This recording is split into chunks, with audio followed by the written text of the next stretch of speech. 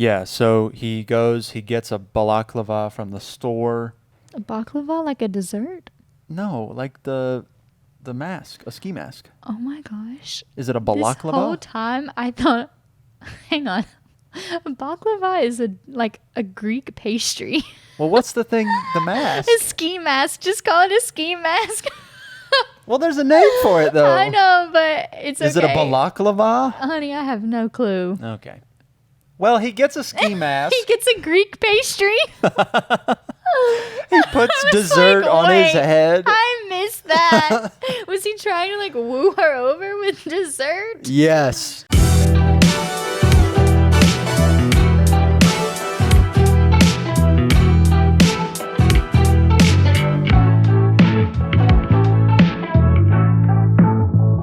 Welcome to Many Pages Later, the podcast where we talk about books. I'm Josh, and right there is my favorite human, Hailey. And this week on the podcast, on this inaugural podcast, we're talking about a book that we love very, very much. A lot. That I think we have told people to read more than any other book. I told 4 people to read it yesterday alone. Did you really? No, just one. Oh. Just one. We're talking this week about The Silent Patient by Alex Michaelides. or Michaelides or Michael Ides. I think it's Deeds. Deeds. Yeah, okay, keep going. Really quick, before we get into all the things, make sure you leave a review, a rating, a 5-star one, preferably. Yeah. Wherever you're listening to the show. That'll help us a ton in getting this into more ear holes. Ew. I don't like that. So I guess first of all, before we get into the book, before we do all that fun stuff, I think it is worth mentioning why we even decided to start a podcast. Mm-hmm. So why did we start a podcast?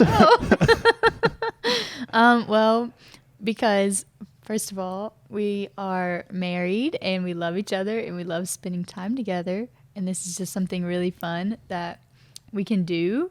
But more importantly than that, we love reading. We are the biggest book nerds I have ever met. And it's a little bit embarrassing, but really fun to read with you and talk about books with you. And we figured why not share our goofy selves and our nerdy selves with the whole world, because probably like at least one other person is as weird as us and likes books as much as we do. I'm sure there are. Okay, good. And so we figured we would start with The Silent Patient, which I know it is one of those like book talk books that just exploded a couple of years ago. Did you find it through Book Talk? I'm trying to remember how I don't even have TikTok, honey. Okay. Well, I'm trying to figure out where that moment even happened where we discovered the book. I mean, I know it sort of... I think we were just... Okay, so a typical date night is that we go to dinner somewhere and then we end up at some bookstore, be it Barnes & Noble's or McKay's or wherever. And I think we were like on a date night and we had gone to Barnes & Noble's and it was featured on one of their little center tables. And I picked it up because the cover is just like, I don't know. If you haven't seen the cover and you're only listening, it's just like this weird face, like very faded out with like a strip like coming off of their mouth. So like they don't have a mouth. And it's just very odd. And I picked it up and I read the back of it and I was just like, oh my gosh, I am reading this book right now. Cancel date night. I'm reading. Bye, Josh. So I think that's how it happened. And then you read it. I read it. Very fast. In like 1 hour. I'm just kidding. But that wasn't far off. And then you said, Josh, you have to read this. And I said, okay, fine. I'm sure I was reading some big chunky fantasy book. But based on your reaction to it, I was like, okay, I got to read it. So I read it in 4 hours. Yeah. It's a good book. And truly, it was one of the best thrillers that I think I've ever read. Mm-hmm. I haven't read a ton of thrillers, but of like the 10 I've read, this one might be the best one. Yeah. So we figured we should start off with The Silent Patient, which came out in 2019. Yep. Published by Caledon Books, written by Alex Michael like a Ding Dong. That's good. This book debuted at #1 on the New York Times bestseller list, and to this point has sold 6.5 million copies. That's a lot. That's a ton. It's a ton of copies. All right, so give us a quick little summary of The Silent Patient. Me? Yeah, you. Okay. All right. Can I just read the back? That way it's a fair summary with no spoilers. We are at no spoiler point. So here's a non-spoiler summary of the book just on the back cover. Okay. Also, first of all, I don't know if I'm supposed to pronounce her name Alicia or Alicia because I have heard both. So what are you going to say? Well, I watched a video with the author so yesterday, you know. and he Okay. said Alicia. Okay. But he's also British. I like Alicia. Okay, so Alicia Berenson's life is seemingly perfect. Until one night, when her husband, Gabriel, returns home late from work, and Alicia shoots him 5 times in the face and then never speaks another word. Alicia's refusal to talk or give any kind of explanation turns a domestic tragedy into a mystery that captures the public imagination. And she, the silent patient, is hidden away from the tabloids at the Grove, a secure psychiatric unit in North London. Criminal psychotherapist Theo Faber is captivated by Alicia's story and jumps at the opportunity to work with her. His determination to get her to talk and unravel the mystery of why she shot her husband will take him down a path more unexpected and more terrifying than he ever imagined. Great. Okay, so the real is when you're telling somebody to read this book, what are you telling them? I think Alex, I'm not going to say his last name anymore, but Alex, he just writes in a way that I've never read before, just his style. And even just the plot kind of changes at the end of almost every page. If not every page, every chapter. There's like a new unveiling of truth, or a new mystery has been uncovered, or a new character has been, exposed.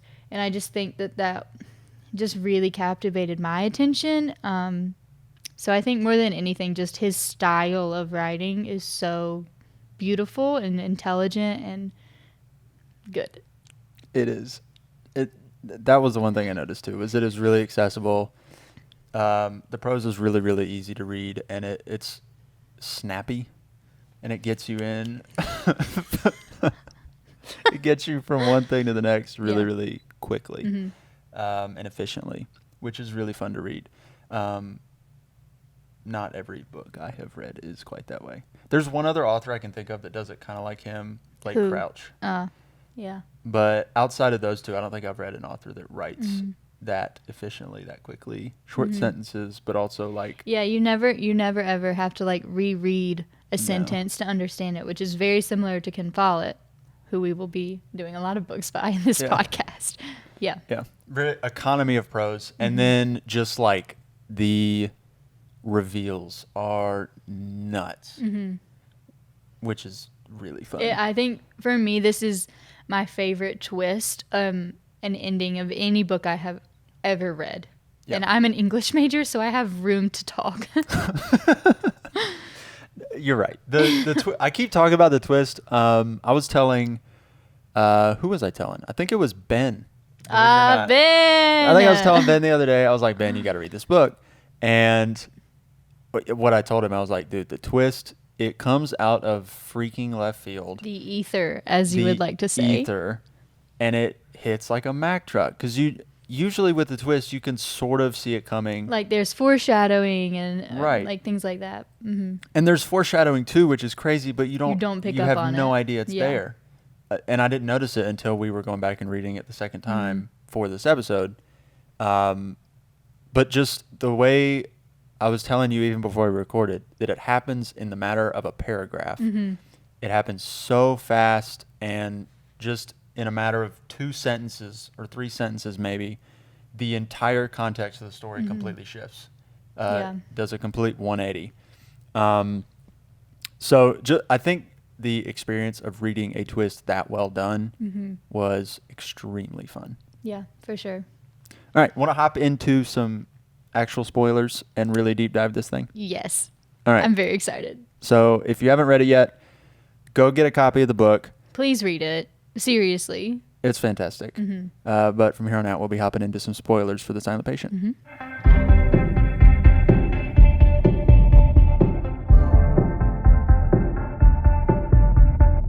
Okay, we're back, and we're diving into some spoilers for The Silent Patient. We have copious notes. Actually, you have copious notes. I have written one sentence. Yeah, your one sentence was really good, though. Thanks. It was very helpful. Thanks. You're welcome, honey. I like the way you just, give me my props there, but all these notes are your notes. All these, it just scrolls, yeah. Okay, so since you have all the notes, why don't you dictate where this thing goes? Okay, so basically, I'm just going to open my book up too so that I can kind of follow along. But just starting out, I think one of my other favorite things about this book, I know we talked about his style and like the twist and the thrill of it and everything, but I really love, so we are in spoiler mode right now, everyone, but I really love the way that there are excerpts from Alicia's diary, kind of interwoven throughout our narrator, who we discover is Theo Faber. And so we kind of have like dual perspective, and there's a little bit of an unreliable narrator going on too. So at the start, we see that Alicia, one of our primary characters, is 33 when she killed her husband. That is the first sentence of the book, is Alicia Berenson was 33 years old when she killed her husband. Whoa, okay, so our main girl is a murderer, and we see that within the first line. Yeah. And that's like that's one of his things too. His first lines are they tell you what the story is going to be about incredibly directly. He did this with his second book, The Maidens, as well, where like the first line was essentially, the main character saying, "I believed such and such was a murderer." And this one is Alicia was 33 when she killed her husband. So it's like, okay, we are really getting into the deep end here from the get-go. And like he doesn't beat around the bush with it. It's just we're here. But even before we get to chapter 1, first of all, I want to back up to the prologue, which before I married Josh, I did not read prologues. And he found that really disgusting about me. And so then I started to read prologues. And I'm glad I do now because of him, because in this prologue, there was a quote that I just want to read on the second page. It says, so this is Alicia in her diary entry talking about her husband, Gabriel. "He is without doubt the love of my life. I love him so totally, completely. Sometimes it threatens to overwhelm me. Sometimes I think," and then there's kind of a dash, and then she says, "No, I won't write about that." So we get a glimpse already in her diary. Like we already see she's a little psycho, even in her admitting like she loves him maybe a little too much. And then we see like this mysterious dash, and like she's not going to think about whatever she was just going to write in her diary, and then she just puts it away. So there's kind of already like our little maybe hint, our first hint that like she's a little psycho, something's going to go wrong. So yeah. So I guess the bare bones facts of it are they've been married for 7 years. He is murdered 6 years prior to the story beginning. He gets shot 5 times in the face. Which that's one of our unreliable narrator points, because later in the book we have somebody saying 6 times. And then there are 6 bullets missing. There are 6 shots heard by the neighbor Barbie. And so it's like, who are we believing? Why is there a difference in these facts? Yeah. So she's cut herself. There's a knife. There's a gun. And she just, like, the police show up and she's just completely silent. Throughout the entirety of her trial, she's completely silent. It's sort of like an incriminating thing. Right. Like she shows no remorse in the court at all whatsoever. She doesn't cry. She's just literally silent. And that continues for 6-7 years. Yeah. But the only thing that anybody in the court can kind of take as her voice or her form of communication is this one painting that she does, because Alicia is a painter. And just to kind of like give us a better grasp on Alicia and Gabriel. Gabriel is a photographer and he Photographs. Oh my gosh. He photographs models all day and she paints all day. So she has painted since the murder a self-portrait named Alcestis, thank you. And so a little bit about Alcestis is that she is a heroine of a Greek myth. She basically sacrificed her life for her husband. So basically her husband, Admetus, I'm so sorry. Yeah. Okay. That's good. Yeah. Her husband is basically offered a chance to live or and like have someone sacrifice their life for him. So that's option 1. Option 2 is that he dies. And he does not want to die. And his wife pretty much offers herself up as a living sacrifice so that he can live. And he lets it happen. Don't ever do that, honey. No. And so basically, Heracles seizes her from Hades. So she has died. Heracles seizes her from hell and pretty much brings her back to her husband. And he is overwhelmed with emotion. He's so happy. He's crying. It's a joyful reunion for him, but she is silent. She is just stunned that her husband would let her go through with that and he did not try to stop her at all. Mm-hmm. And so at that point we see that she is silent. And so this is the self-portrait that Alicia has presented. And that's not only is it maybe a foreshadow to what's to come with this whole Greek myth, but it's just her statement of, I'm not speaking. Yeah. Yeah.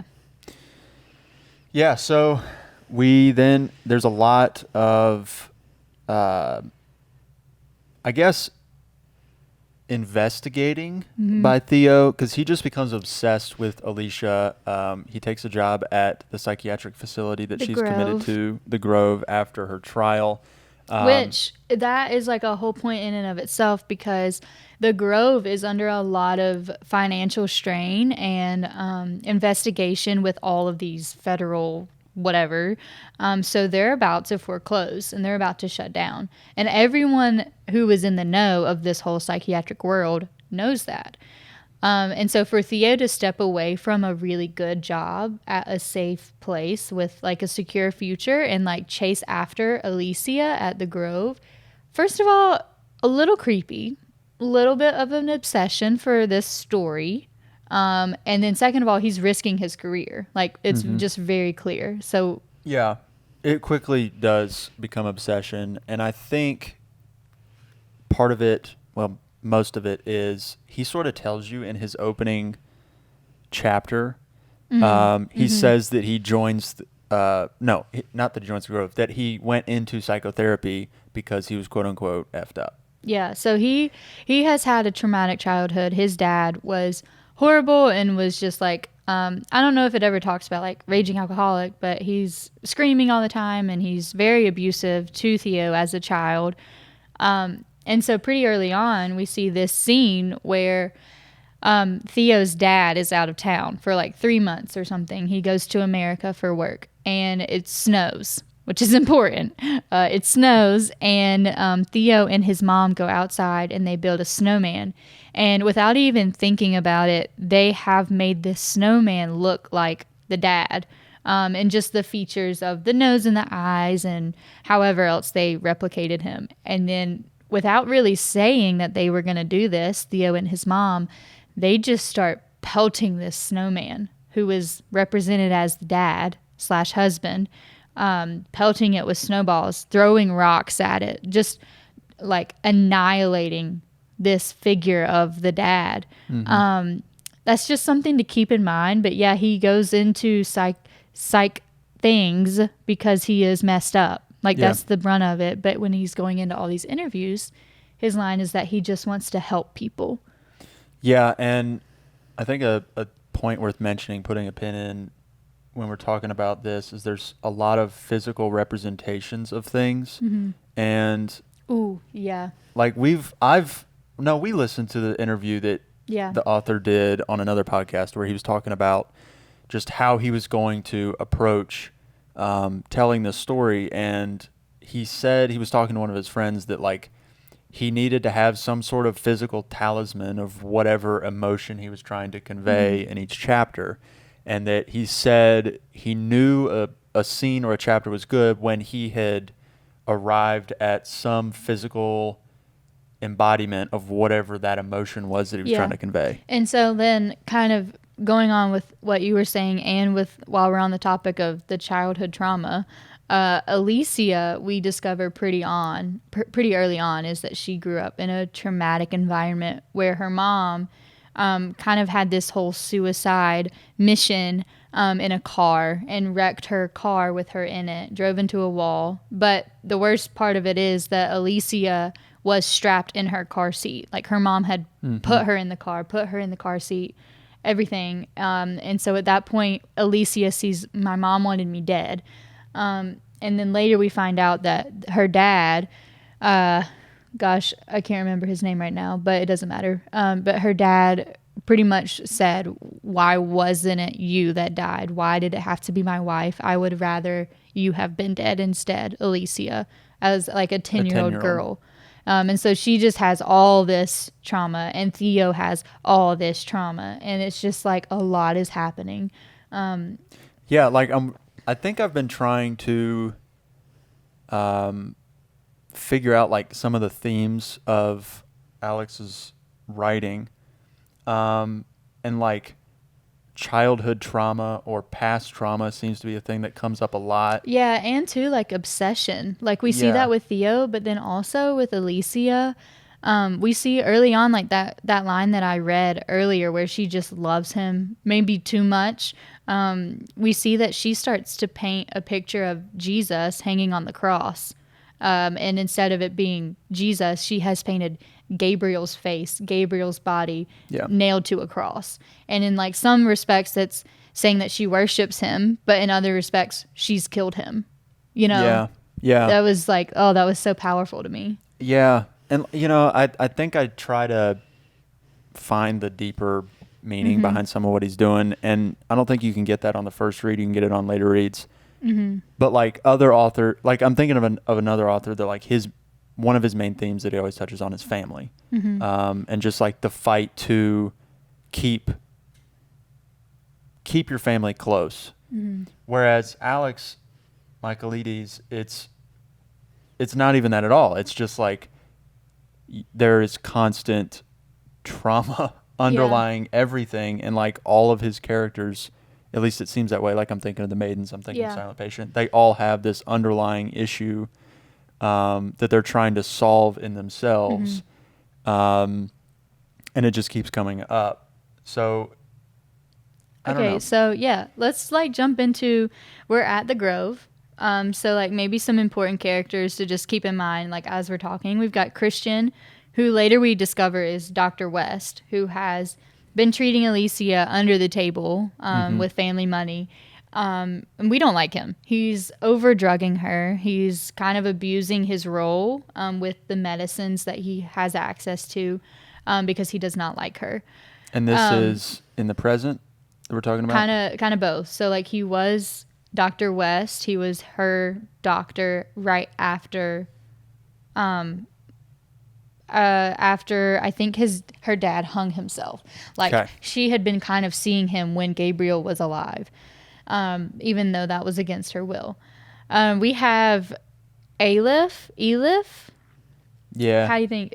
We think I don't know. It says she's Turkish in the book. Okay, well, so I want to talk about her for a second because she's crazy. Absolutely nuts. She's nuts. Okay, oh gosh, when she like comes in with the broken pool cue and is just like going bat poo crazy. She's like, who's gonna fix these pool gosh. cues? Well, and then like she does all this mean stuff to Alicia. Like they're eating at the canteen, and Elif, I don't know how I'm gonna keep saying it, but she basically provokes Alicia and says to her like, "Did your husband deserve it?" And then from there, Alicia like starts to beat her up. And then there's this one point where Alicia is working on a painting, which I'm sure we'll get to later. And Elif like writes across it "slut." So like from there, like this painting is ruined. And then in the next scene, we find that Alicia has stabbed Elif in the eyeball with a paintbrush. And it's just like this psychiatric ward is crazy. Like aside from Alicia's whole story, like you got to keep in mind like there's all these other characters that are involved on the side that we're not going to get to mention, and there are going to be a lot of side things that are really, really fascinating that we're just not going to have time to discuss. So that's why you need to read the book. Yeah. And like I think another thing he does as well. Wait, sorry, go ahead. No, go. Well, and too with Alif, she literally suffocated her mom and her sister in their sleep. Yeah, she's nuts. okay. Sorry, now I'm done with. I just was fascinated by her. She's freaking nuts. Okay, sorry, you can go ahead. There's a lot of red herrings in here, and I think Alex takes a lot of his inspiration from Agatha Christie. In that sense. For sure. And it feels a lot like an Agatha Christie novel, but like in 2020 or 2019. I think way better than Agatha Christie. Yeah, probably. Okay, can we talk about one of those red herrings being Jean-Félix? Jean-Philippe. Jean-Philippe. How would you? Is it Jean-Philippe? I don't know, honey. Well, you took French. So Jean-Philippe is Alicia's art gallery director, manager, whatever. He owns the space where Alicia's paintings are showcased. And she's like a very famous painter. Yes. Everybody thinks she's incredibly talented, like a rising star painter. Right. But at the same time, a lot of her paintings are really kind of disturbing. So he's one of the ones who saw her talent before anybody else really believed in her. So he kind of exhibits a lot of manipulation and control over her. And we see that in the end, he really doesn't care at all about her at all. He just cares about her paintings and her success for him. But throughout the book, he is a huge red herring because he is kind of creepy and he just shows up at her house and all of these things happen. And we see that Alicia has a stalker, which we'll get into. And for a long time, the first time I read it through, I knew it was going to be Jean-Philippe. I just knew it. Yeah, and when you're going back and forth between her diary and Theo's perspective, you've got, like, Theo is sort of just taking the clues, the crumbs that she's dropping in her diary and just chasing down all these leads. And, you know, when she first mentions that Jean-Philippe is, like, creeping her out and, like, he wanted her to paint, what was it? What did he want from her? Yeah, that she wasn't going to give him. Well, he wanted to watch her paint.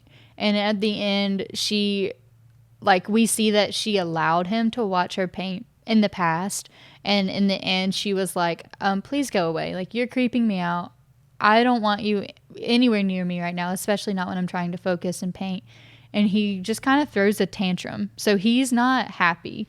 Kind of at a point where the stalker thing is heightening. So we need to talk about like the dynamic between the couples in the book. So we start off and Theo is just dating Marianne. Yeah. Okay, well, Marianne and Theo like go out to some bar and Theo sees Kathy. He doesn't know who Kathy is, but she can tell that she's in some danger maybe with the guy that she's with at this bar. So Theo because of course. Yeah. And she's with Alicia at the, oh my gosh, this is a lot of people. I'm sorry. Not at the bar, is she? No, I'm sorry. I'm really confusing myself. So he's on a date with Marianne. Yes. He sees Kathy. Kathy is currently with Daniel, who doesn't really matter after this point, but he's basically just being a butthead and like really just kind of, being gross. So Theo comes to save Kathy at the bar, kind of leaves Marianne. Marianne gets mad and she leaves the bar. She goes She's home. like, I'm going home. Yeah. And he's like, go ahead, and stays. Yes. And so at this point, Theo like leaves with Kathy and they're now a couple and then they get married. Okay. Yeah. So we've got Theo and Kathy. They are married. Okay. And then on the other hand, we have Gabriel and Alicia, who we have already discussed. I'm so sorry that I messed that up so bad. No. It's just difficult with There's a so lot many going people. on. Yeah, I know. Okay, and since we're in the spoiler-free, we're not. We're in the spoilers. We're spoiling the heck out of this book right now. This is my first ever podcast. It's okay. I'm sorry.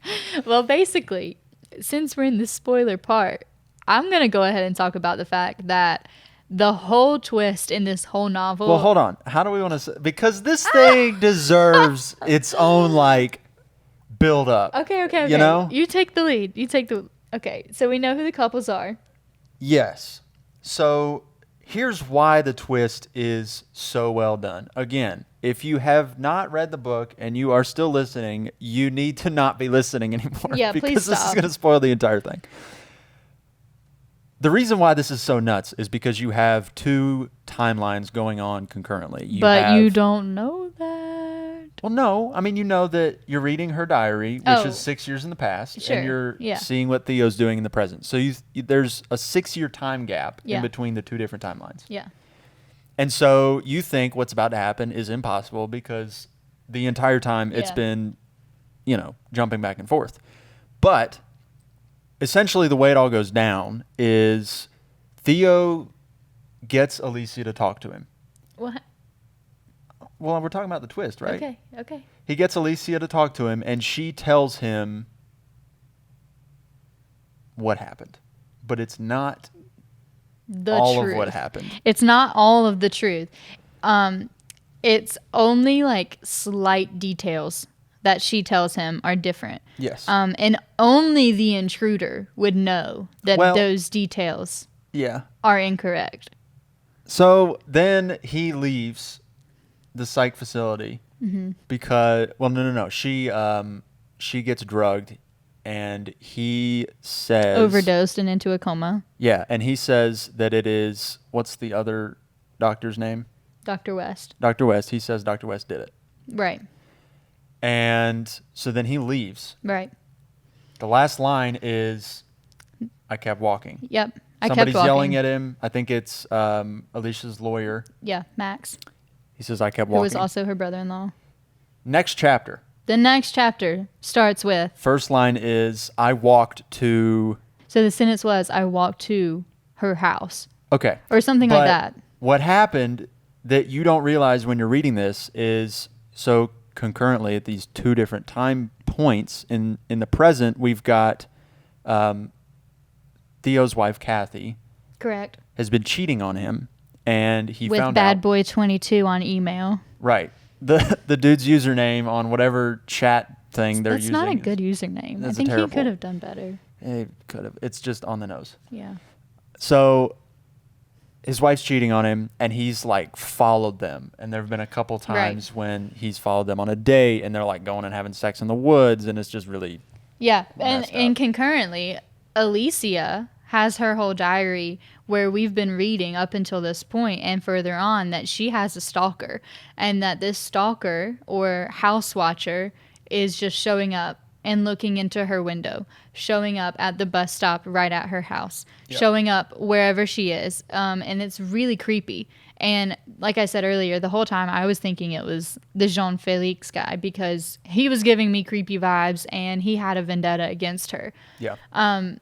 But we find out with this chapter where it says, I kept walking to Alicia's house. We see... But he doesn't say it's Alicia's house. I'm sorry. He just says it's the house of the wife of the man who's cheating with Theo's wife. So, right. So he follows... Kathy is cheating with a married man. Right. And Theo finds out that the man is married. He's gone past their house and seen that he has a wife that they sit down and have dinner. And he's like, oh my God, another family is being destroyed by this kind of thing. While he's also sorting out his own feelings of betrayal and all this stuff. Yeah.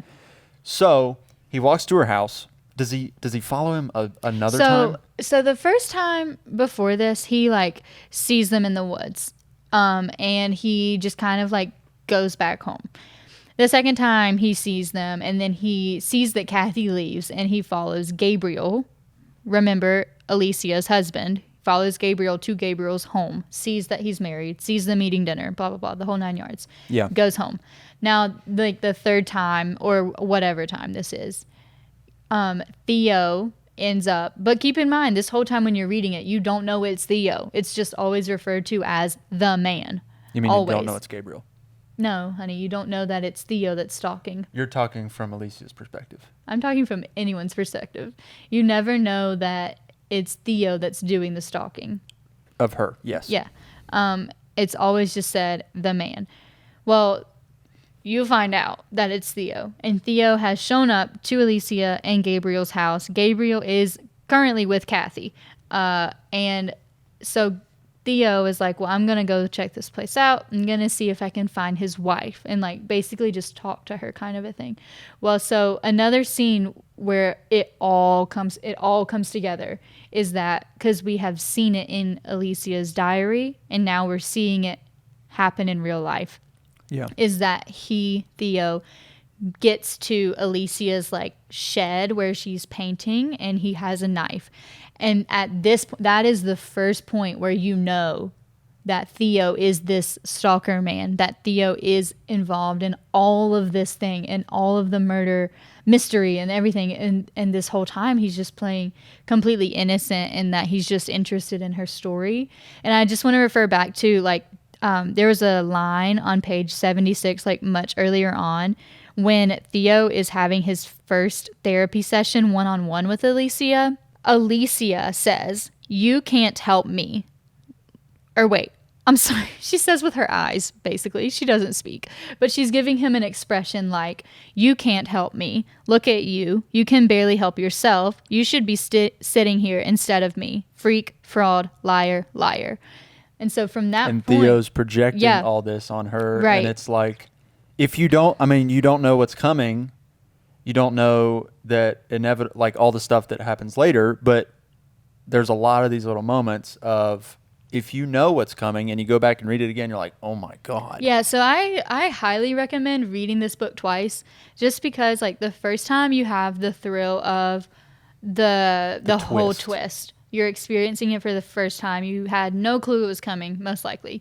But then now this second time that I read it this weekend for this podcast, it just gave me a whole new light to every step of the way with Theo, with Kathy and Gabriel's affair. And just each time that Theo would go out and follow Kathy and then see Alicia. And then at the same time, Alicia seeing this man in a hoodie and is reporting it to the police, but they're not doing anything. And it just all fits together so perfectly. Mm-hmm. And I think that's something I missed out on. Obviously, the first time reading it because you don't know what's happening.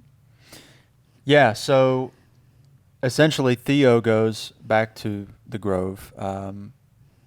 Theo keeps walks to her house, and this time he like jumps over their fence. Yeah, he just shows up in the shed with that knife. Yeah, so he gets a balaclava from the store. He has a knife, and he like goes into her painting shed. A baklava, like a dessert? No, like the mask, a ski mask. Oh my gosh. Is it a balaclava? This whole time I thought, hang on, a baklava is a Greek pastry. Well, what's the thing, the mask? A ski mask. Just call it a ski mask. Well, there's a name for it, though. I know, but it's okay. Is it a balaclava? Honey, I have no clue. Okay. Well, he gets a ski mask. He gets a Greek pastry. He puts dessert on his head. I missed that. Was he trying to like woo her over with dessert? Yes. Okay, and that's another thing. Sorry, go ahead. I just really like this book. You keep going. Where is he at? He's in the paint shed. Yeah, he's got the knife in the painting shed. She sees him in the window. Yeah. In the wall. Stop. Okay, keep going. And this is not the moment to be laughing in this book. No, it's not. This is where everything changes.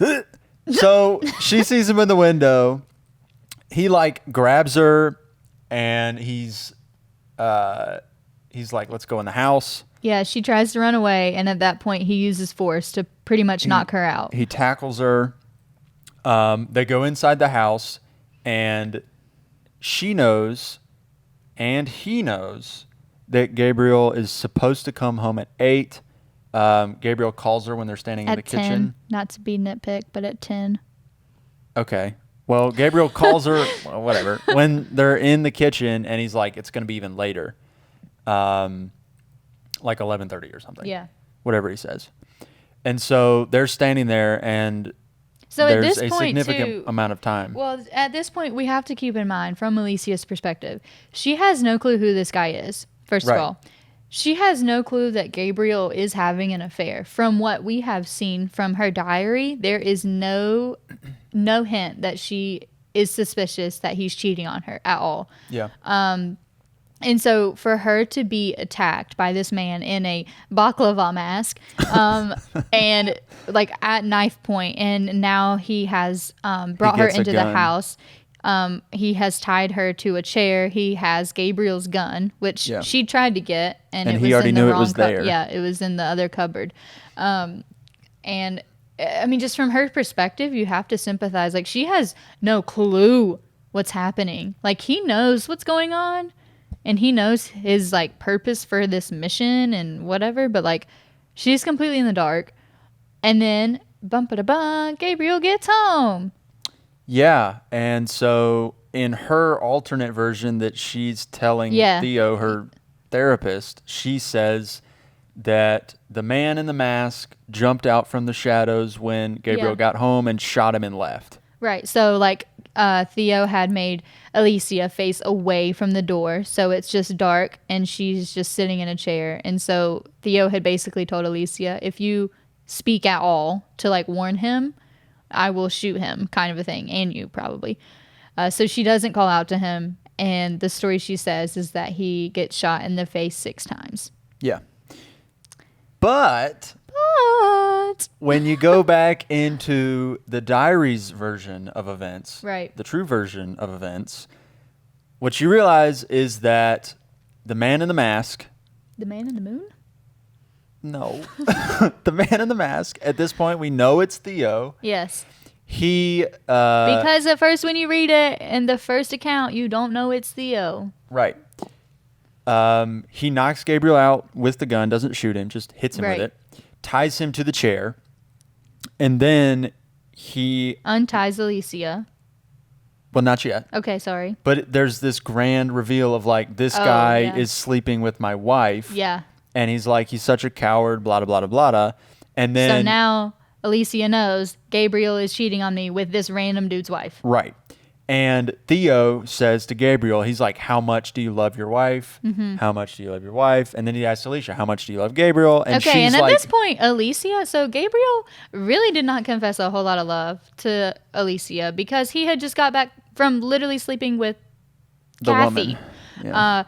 But then Alicia, completely ignorant of that fact, is just going on and on and on about her devoted love for Yeah. Gabriel. She's And like, you "I know that's love you, got to make Gabriel." him feel horrible, which I hope it does. But like, she's just, I love you so much. I like just pouring her whole heart out. And then next thing that happens is that Theo says, one of you is going to die. And he gives the choice to He Gabriel. gives the choice to Gabriel, and he says, Gabriel, I'm counting down from 10. I'm either shooting your wife or I'm shooting you. It's up to you. And he counts down from 10, and the whole time, between every second in the text of the novel, between every second is Alicia saying, I love you. I love you. Like, it's okay, like, whatever, kind of a deal. And then we get down to 1 second, and Gabriel has not said, shoot me, not her. And at this point, I'm thinking, Gabriel, you are a piece of crap. I hate you. Yeah. And so he gets to 1. Theo then raises the gun, and before he shoots, Gabriel says, I don't want to die. So Alicia is like, well, crap. Thanks, husband. And then Theo unties Alicia. Well, no, he points the gun at her head, and she's turned away from Gabriel, so Gabriel can't see what's going on. Gabriel can't see what's going on. He points it Up. Well, no. Okay. He points it at her head. She Okay. closes her eyes. A Yeah, gunshot you're right, rings you're right. out. He shoots it into the ceiling and then unties her and leaves. Right. So at this point, Gabriel now thinks that Alicia has been shot dead. Okay. Yes. Because the gunshot sounded off And he's at the freaking ceiling. out. Right. He's freaking out. Alicia at this point has not spoken. She did not, I guess, I don't know if she screamed or anything when Nothing. I mean, it just Nothing. had to have been nothing because he thinks she's dead. Yeah. And there's this point, which I need to pull up because we've just been talking about the Greek mythology and everything and saying that like they had killed me or whatnot. So basically, like you said, Theo walks up and leaves the choice to Alicia to deal with her husband as she sees fit. Alicia gets the gun at this point, and she shoots Gabriel in the head 5 times. I mean, right on, sister. But then the line that was just so crazy to me and like profound, that just really tied in, like when her dad said that he would rather her have died, Alicia, 10-year-old Alicia. When her dad, his name was Vernon. Vernon said, I wish it would have been you, to 10-year-old daughter Alicia. Yeah. She said in that moment, as a 10-year-old, she told her cousin Paul, she said, my dad just killed me. Yeah. My dad just killed me. So from that point, we see already this Greek mythology thing coming into play. But then right here, when she just shot Gabriel. You got to read this how you have it written. I know. In all caps. In all caps in my notes. Theo walks out and Alicia shot him 5 times. Alicia says, the truth is, I didn't kill Gabriel. He killed me. All I did was pull the trigger.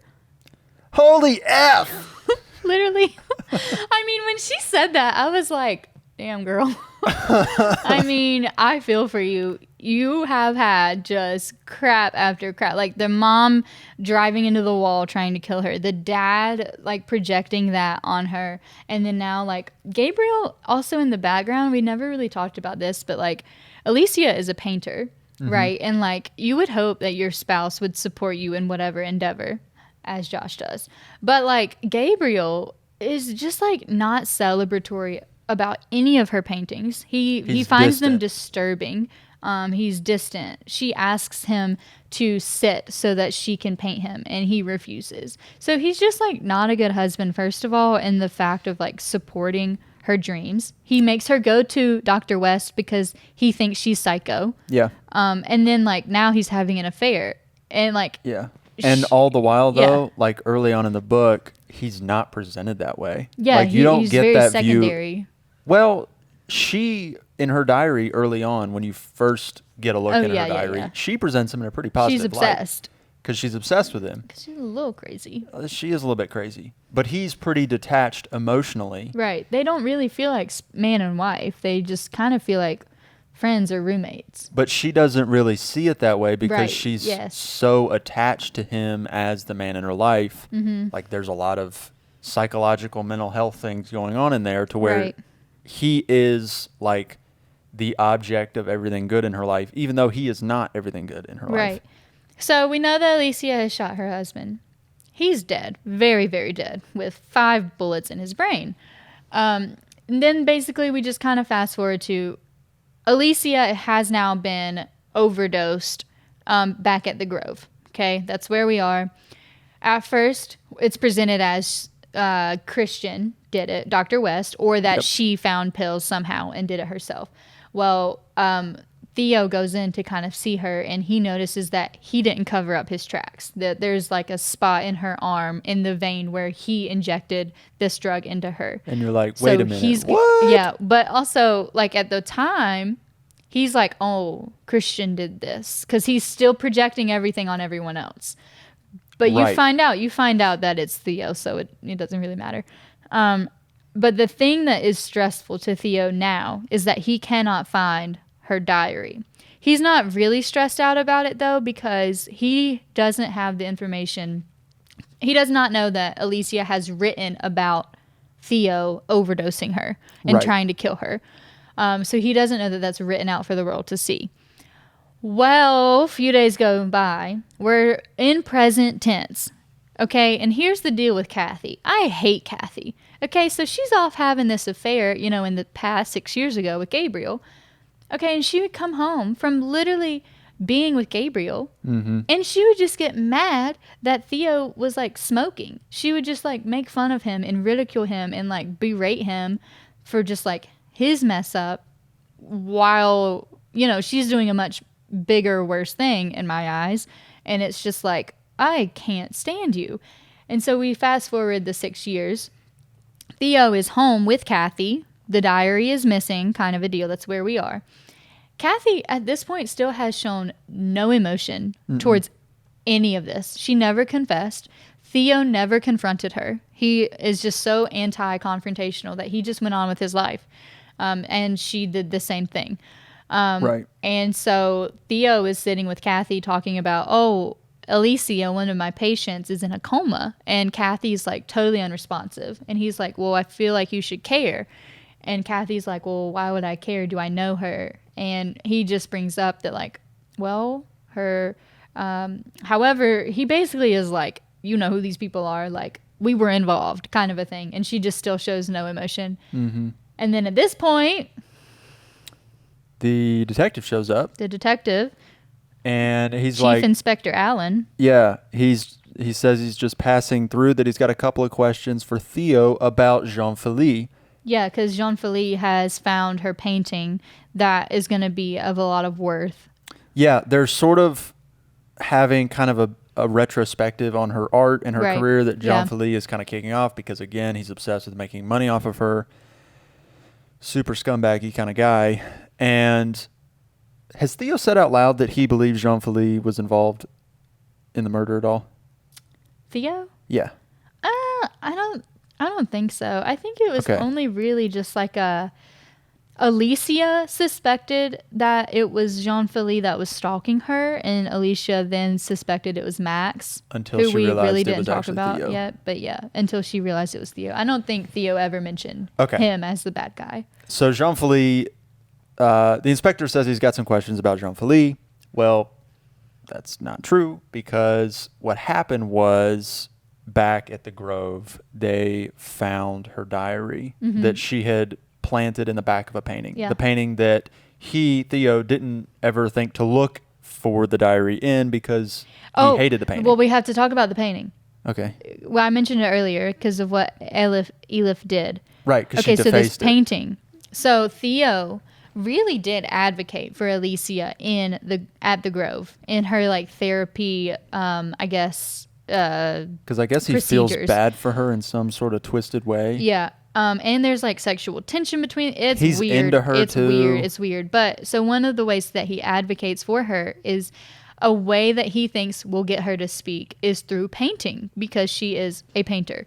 So at first there's pushback from the manager and Stephanie and like all these people. And then finally he gets it to where Alicia can paint by herself whatever she wants in her privacy or whatever. And so the first painting that she does, and the only painting that she does, I'm assuming, is that the Grove is on fire. And the only two people in the painting are Alicia and Theo. And Theo is depicted as either carrying her out of the fire or throwing her into the fire. And the way that she has crafted this painting, you can't tell whether he's saving her or killing her. Which, again, going back to how so good. Alex is finding physical representations of the emotions these characters are feeling. It's so good. It's so good because if you break that down, in her mind, she can't figure out whether or not Theo delivered her from hell or threw her into it. Right. Oh, gosh. That's good, babe. Yeah, that's good. It was really good. So, I don't know. So it's that painting. It's that painting, yes. Is where her diary is hidden. Chief Inspector Allen has shown up at Kathy and Theo's house with the diary. Chief Inspector Allen, or do you want to go ahead? Yeah, and we already know, the reader knows. Before Theo knows this. Yes. That she wrote down after Theo drugged her. Right, that Theo drugged her, and that she believes Theo was the one who killed her. Or that Theo was the guy in the mask. Yeah, right. And so, yeah, he is implicated heavily in this. She names him. She says Theo, Theo, Yeah, Theo, yeah, all yeah. this stuff. So that's in the diary. He doesn't know it's in the diary because he never thought to look. Right, like In the painting. he thinks that, first of all, she's in a coma. He thinks that she just passed out immediately, but really she just kind of faked that first little pass out moment, I guess. Yeah. And now we see Chief Inspector Allen come in, and Theo says, "Oh, I don't think I've really read all of it. Why don't you open it up and start reading from where I left off?" And in that moment, you're like, you're a little risky. Wackadoodle. Yeah, a little wackadoodle. And so Chief Inspector Allen starts reading from her diary on the scene that Alicia is writing, where Theo is in her painting shed with a knife. That's where he begins reading. And then we fast forward, and obviously, like, we know that also in this diary, it confirms Theo's guilt. But so, like, while Chief Inspector Allen is reading the diary aloud to, I'm guessing Kathy is in the room. She doesn't, like, she just kind of is Does faded she even, into like, the do background. anything in I don't this know. I don't know. She's just, I mean, it's said that she's home. But she's like not even there. Not that we're known, or not that we know of. But basically Theo is just listening, and as he's listening to his, like, guilt, and, like, the things that he has done and participated in. Oh, this is the best part. This is the end of the book. Talking This is about the last images. line. Images tying around. I think that's something that Alex does really well too, is the way he circles back to complete a picture.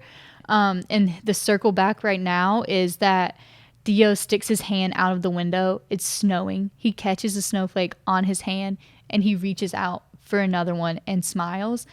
Which, when he destroyed the snowman, that was his father. The thing he did immediately After he destroyed his snowman father, he started catching snowflakes. he started catching snowflakes and smiled. And it was just literally almost word for word the same sentence.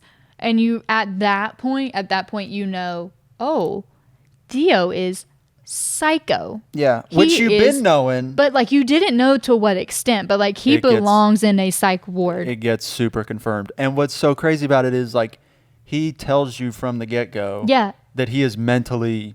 Unstable, traumatized. He just says he's effed Oh, up, but, and like, there's you know... one point too. I didn't mention this, but it was like one of their first one-on-one therapy sessions with Alicia and Theo. But he says, like, the boundaries were breaking down between us, to where you and didn't know who was who. You couldn't tell who was the patient and who was not. And there's even a moment when he's interviewing her when she's revealing her version of events, Yeah. the not true version Right. of events, when they go and they're like walking and talking and they go sit down in his office. And there's a moment when she sits down in his chair and he sits down in her chair. And there's I don't just think I like this realized that. subliminal reversing. Oh my gosh, I never saw that or picked up on that. Yeah. So like there's this subtle I interplay. didn't see that. Yeah, so there's like a moment when she is almost being his therapist, even though Oh my she's gosh. telling him like what he did, Yeah. and she knows it's him while she's telling this, and she just like, twists the events, so it's Right. it's not that he did what he did, but Yeah. And I just think, too, there's just all these times when Alicia is trying to figure out whether or not it is Theo, because she obviously couldn't see his face, but even in just, like, his voice was similar. And, like, that was one thing that yeah. if there were, like, plot holes, Well, it was but that I now would I'm have getting thought here. she would have noticed his voice sooner. But also you have to imagine, like, she probably was in physical shock when all this was happening. And he was probably using a disguised voice, a lower growly voice, or screaming or something. And like, I have, like, a teacher voice, and, it's just like people put on different, I don't know. I wasn't thrown off by that. Okay. But Maybe that was just something I noticed in the second reading where I was like more critical. But too, you don't know, and I think this is where I was going, was like, we really don't know when Alicia starts thinking that there might be a connection between her new therapist, Theo, and all of these events that have happened, until she kind of tests the waters with telling this almost true but not quite true story that only the intruder would know was wrong. And I think that was brilliant of her. Like, that was the only thing that she really spoke out loud. She took that chance to speak to see whether or not this was the guy. Right. Yeah. So yeah. What were your like general thoughts? I think my like general feelings about it were it was a lot deeper of a story than initially I thought, especially because once you noticed all the layering of things on the second reread, it just like a lot of puzzle pieces fell into place. Where the first time, I think my main takeaways were just that the twist was incredible. Yeah. And I loved the way it built, the way the scaffolding just sort of came together and the structure of the story achieved its purpose. But the second time, I think the character work comes through a lot more. And because you know the scaffolding is there and you sort of know what's coming, you start paying attention to the little things that he throws in there.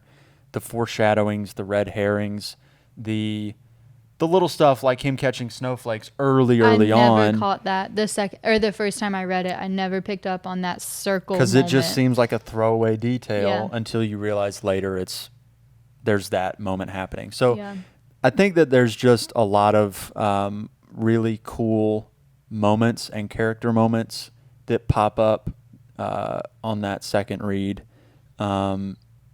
And just like the themes, it's a heartbreaking story. Pretty much every single character in here has some severe sort of trauma-related issue. And that, to me, seemed like the theme that was coming through constantly was like all these characters have immense issues. And in that sense, it feels like Alex Michaelides is like having his own sort of therapy session through expressing how all these characters respond to their own trauma. And that continues with his next book, The Maidens. And I'm sure we will be covering The Maidens very soon. And then his third book, what is it called? The Fury? The Fury. I just saw... Oh my gosh. What is this? I'm so ready. July 16th. When does it come out? I didn't see the date. Okay, it's soon. Well, it's 2024. We will buy the book when it's released, and we will do an episode that night, actually. Yeah. Yeah. I know the third one's going to be called The Fury, and I don't really know. We're big Alex fans around here. And we'll definitely do The Maiden soon. So yeah, any closing thoughts that you've got for us? I think too, just like not only when you go back the second time, you're picking up on more of the foreshadowing things. But like too, there are all the red herrings that you are kind of not blinded by, that's a strong phrase, but that you focus on. That you focus on the first time you read it. Like, we never really talked a whole lot about Max, Gabriel's brother, therefore Alicia's brother-in-law. Yeah. But he was a big red herring for me the first time around. So, like, he has sexually assaulted Alicia. He has, like, I don't know, he's just been really creepy. And there's just, like, kind of manipulation and power and control that he exudes. And so, like, I really thought Stalker was either, again, the painter gallery Jean-Philippe guy or Max. Like, in my head, it had to have been one of those two. I thought it was Max first time I was reading it, for sure. Yeah, and because he's got that macho, domineering... He had the personality that fit the description of the guy in the mask. And even, like, the description of the height and the build and, like, the hoodie and everything, it was just, it matched Max better than it did Jean. But too, like, we had Paul, the cousin, and he's weird. And, like, you also have Lydia Rose, the aunt, who hates Alicia, hates her. And it's just, like, there's all these red herrings that, like, I never considered the possibility that it was Theo. Right. And that's just what made this book so good to me. Yeah. So 12 out of 10. 12 of 10? 12 of 10. I do think this one was one of our favorites. I'm like checking the bookshelf. Yeah. It is my favorite book I have ever read. Really? Really. I don't know. It is. Yeah, it is. Silent Patient's favorite book you've ever read? Silent Patient is my favorite book I have ever read. Man. I'm looking up there. Pillars of the Earth is staring back at me. Okay, so Josh, like, while we've got our listeners here, why don't we talk about maybe some of the other kinds of books that we might be talking about? Because we both have very different styles of reading and preferences. Yeah. So like, why don't we give them kind of a hint at what's to come? Well, I know for a fact we were kicking around a couple different ideas for Yeah. the next one, but Whiteout by Ken Follett. We're big Ken Follett people. It's going to be here soon. We know we're doing The Maidens at some point here soon. Again, by Alex Michael like a Ding Dong. Yeah, his other book.